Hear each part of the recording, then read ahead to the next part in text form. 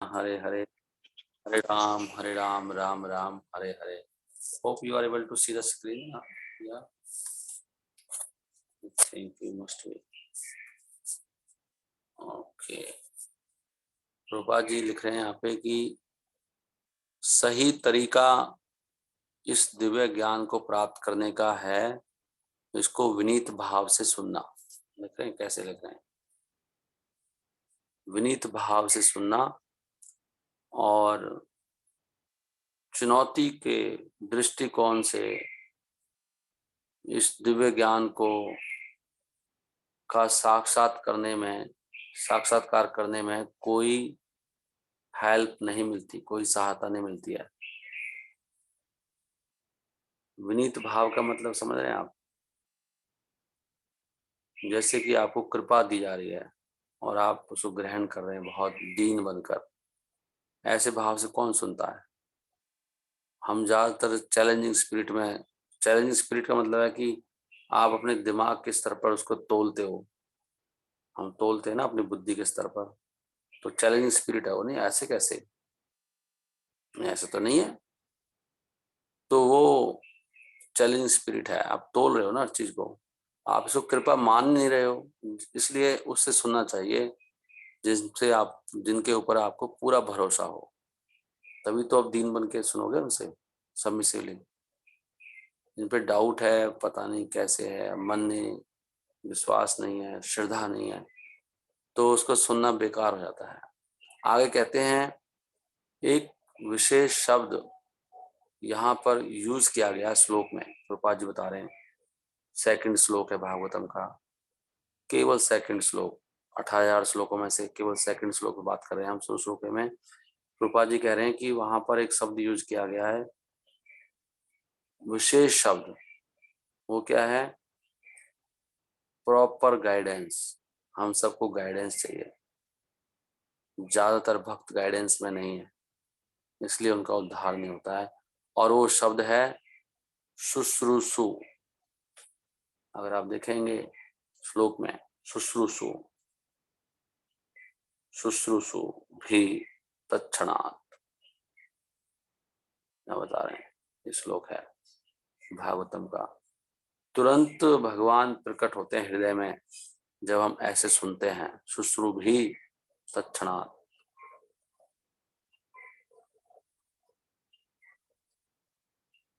One must be anxious.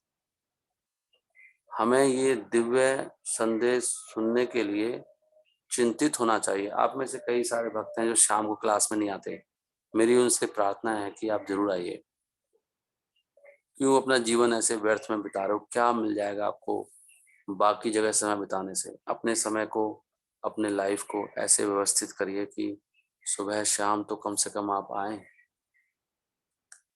चलो दोपहर को भी आपको मान लेते हैं, कुछ ऐसा है. वैसे 3 बार सुनना चाहिए. अगर क्लास हो रही है तो सुनना ही चाहिए. शाम को तो जरूरी आना चाहिए. घर बैठे बैठे भी आपसे मोबाइल हमारा ऑन नहीं होता है, तो कुछ काम करते हुए सुना जा सकता है. तो कहीं जाना भी नहीं है. तो ये दशा है कलयुग में. कलयुग में वास्तव में सभी लोग नरक की तरफ प्रस्थान कर रहे हैं और व्यक्ति को उसका अंदाजा नहीं होता है कि मेरे आगे आगे आने वाले जीवन में कितना दुख आने वाला है. प्रभुपाद जी कह रहे हैं कि वन मस्ट बी एंक्शस. जैसे चिंता लग जाती है ना, चिंता में डूबा पड़ा व्यक्ति बहुत दुखी है, ऐसे आपको फोन करना पड़ता है भक्तों को. एंक्शस कहाँ है हम लोग? एंक्शस चिंता में वेट कर रहा है, कब खुलेगा, कब खुलेगा, कब खुलेगा. खुलेगा, खुल गया, ऐसे होना चाहिए. टाइम हो गया, अरे 7:45 बज गए, हरि बोल, मैं कब से वेट कर रहा था. फिर वही सुनेंगे कथा भगवान की. कौन सुनता है ऐसे? इसलिए किसी की प्रगति नहीं होती. ज्यादातर भक्तों की प्रगति नहीं होती. इसलिए एंक्शस होना चाहिए.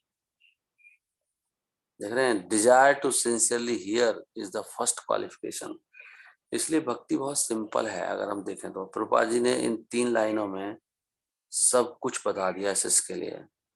भागवतम के सेकंड श्लोक में ही ये पहली क्वालिफिकेशन है. डिजायर टू सिंसियरली हियर, हम अनमने मन से सुनते हैं। आगे कहते हैं प्रभुपाद जी कि जो कम भाग्यवान हैं, जिनका मतलब कम भाग्यवान दुर्भाग्यशाली हैं, जो वो वास्तव में श्रीमद् भागवतम सुनने में बिल्कुल इच्छुक नहीं है।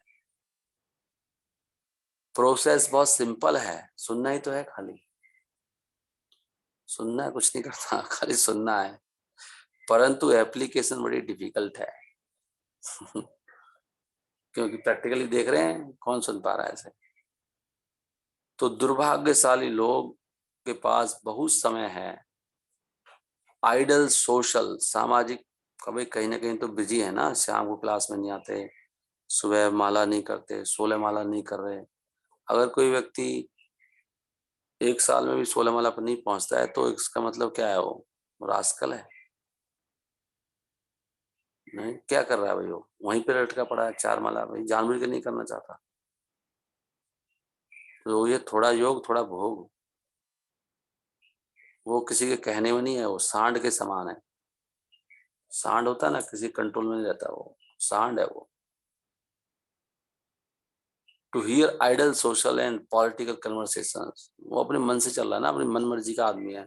उसको लग रहा है सांड को ये तो खेत में ये अच्छी घास है, यहाँ खा लेता हूँ, यहाँ ठीक है, थोड़ा 4 माला घुमा लेता हूँ, 2 माला घुमा लेता हूँ, बाकी ये कर लेता हूँ, मन मन मर्जी का आदमी है। ये दुर्भाग्यशाली व्यक्तियों के पास बहुत समय है सामाजिक आइडल सुनने के लिए और राजनीतिक कन्वर्सेशन, कहीं ना कहीं तो समय देता है ना वो, टीवी देखता होगा, कोई नाटक फिल्म गाना कुछ तो करता है, तो सांड है।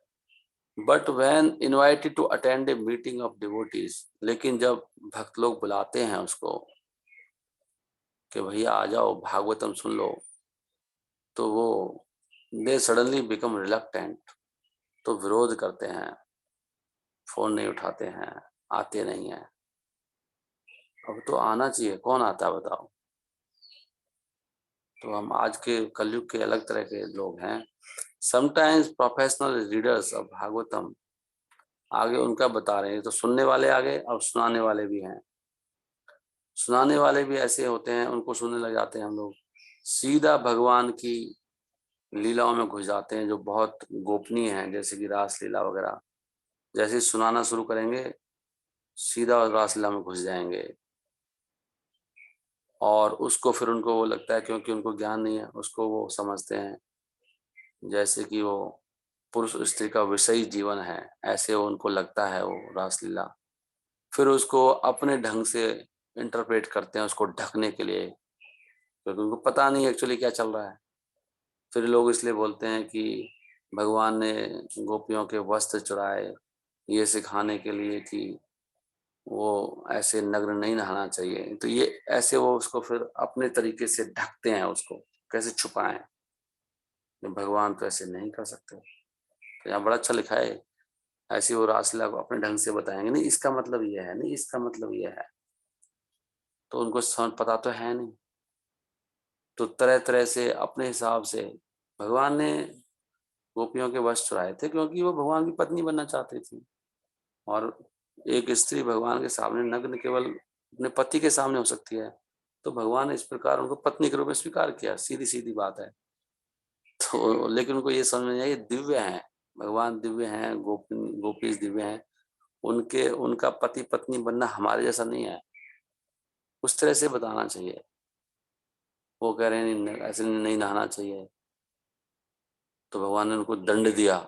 ऐसे आप जाएंगे वृंदावन में, मैंने सुना अपने कान से, एक व्यक्ति बता रहा था वहां पर, जो वहाँ के लोकल लोग हैं, तो बहुत लोग कथाओं में से बोलते हैं, तो प्रभुपाद जी कह रहे हैं कि वो अपने ढंग से सुनाते हैं, सुनाने वाले भी अपने ढंग से सुनाते हैं, सुनने वाले भी ऐसे ही हैं। तो those who are fit to assimilate this work as mentioned in the sloka.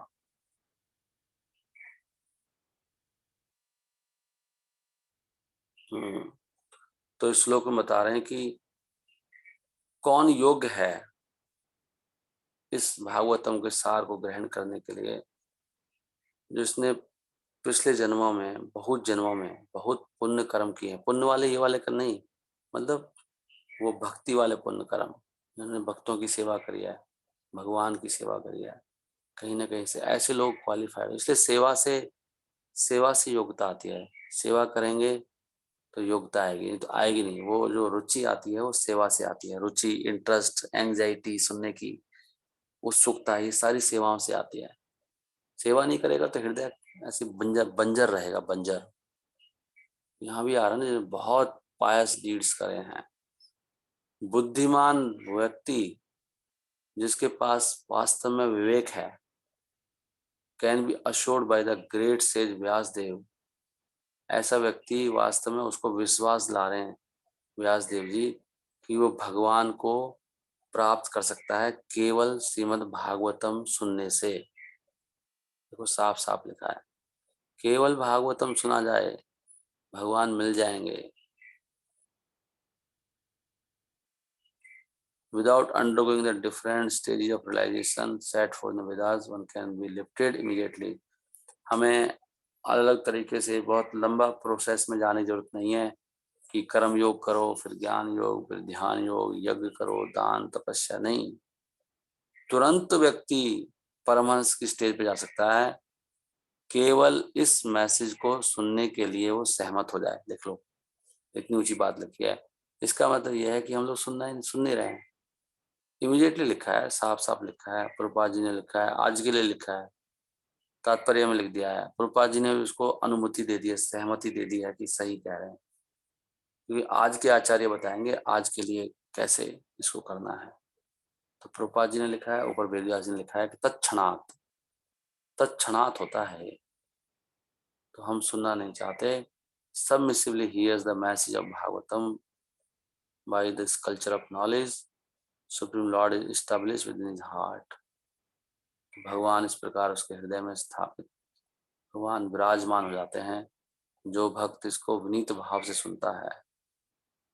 नहीं, हरे कृष्णा कृष्णा कृष्णा हरे हरे, हरे राम राम राम हरे। अभी 26 भक्त सुन रहे हैं। आपने देखा शायद 32 लोग थे, कितने थे उसमें से 26, तो क्या कर रहे थे? नहीं, कम से कम ये तो मत करो ना, आप सुन के तो सुनो। सो मैं again I will join, again हम ज्वाइन करेंगे और सब मिलके जो भक्त आएंगे चैंटिंग करेंगे। हरे कृष्णा। श्रील प्रभुपाद की जय। निताई गौर प्रेमानंदे। हरि हरि बोल।